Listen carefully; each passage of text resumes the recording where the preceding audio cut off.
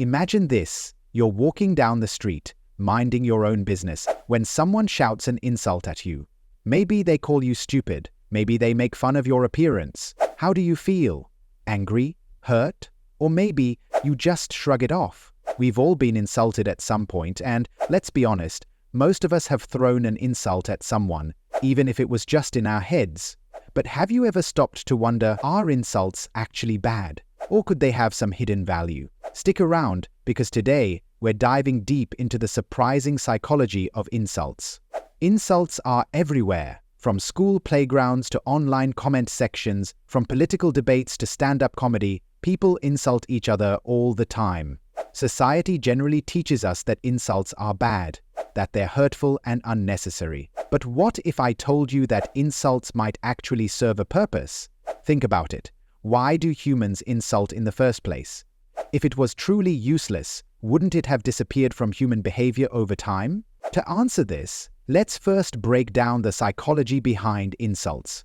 At their core, insults are a form of communication, but unlike compliments, which build connections, insults serve a different function. Psychologists suggest that insults can be divided into three main categories: dominance, bonding, and honesty. First, dominance. Insults are used to establish power. When someone insults a rival, they're trying to lower that person's status while increasing their own. Think about politicians during debates. When they mock their opponents, it's not just random rudeness, they're trying to win the psychological battle. Second, bonding. Insults actually strengthen relationships. This might sound weird, but think about how friends jokingly tease each other. If done with the right intent, insults can create a sense of belonging and shared humor. There's even a term for this: playful aggression. Third, honesty. Insults can be a brutal form of truth-telling. Sometimes, people use insults as a wake-up call. Ever heard the phrase, tough love? Some cultures believe that being brutally honest, even if it sounds rude, helps people improve. But wait, if insults can sometimes be beneficial, why do they hurt so much? Studies in neuroscience show that insults trigger the brain's pain centers, the same ones activated when you experience physical harm. That's right, being called an idiot can actually hurt in a way that's similar to being physically hit. A famous study, published in the journal Science, found that social rejection and emotional pain activate the same brain regions as a physical injury. This explains why words can leave lasting scars. But here's where things get interesting. The way we perceive insults can completely change how they affect us. In some cultures, people train themselves to be immune to insults. Take, for example, ancient Stoic philosophers like Epictetus, who believed that insults only have power if you let them. Their mindset? If someone insults you, it says more about them than you. So, does this mean that we should just ignore insults, or do they serve a bigger purpose? What if insults actually help society function? Could they push people to be better? Could they reveal hidden truths that people are too afraid to say outright? And here's a big one.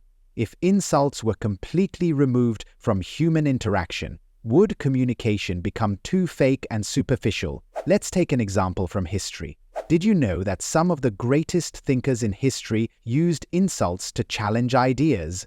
Socrates, the father of Western philosophy, was known for his sharp tongue. He often mocked people's flawed arguments, pushing them to think deeper. Even Winston Churchill, one of history's greatest leaders, was famous for his brutal wit.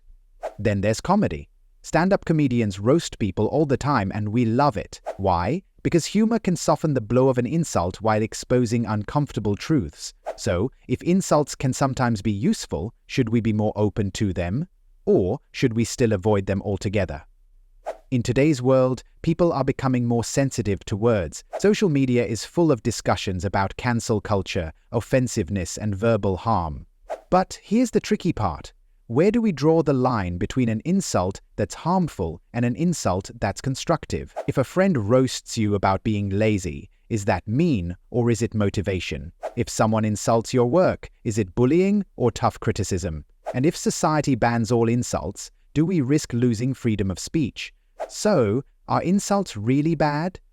The answer isn't black and white. Some insults are undeniably cruel, meant to harm and destroy, but others serve as tools for truth, bonding, and even growth. Maybe the real problem isn't insults themselves, but how we react to them. Instead of letting every insult hurt us, maybe we should ask, is there truth in this? Should I laugh it off, or should I just ignore it completely? At the end of the day, words only have the power we give them. Now, I want to hear from you. Have you ever received an insult that actually helped you improve, or do you think insults should always be avoided? Let me know in the comments, and if you enjoyed this deep dive into human psychology, don't forget to like, subscribe, and hit that bell icon for more mind-blowing content. Thanks for watching, and I'll see you next time.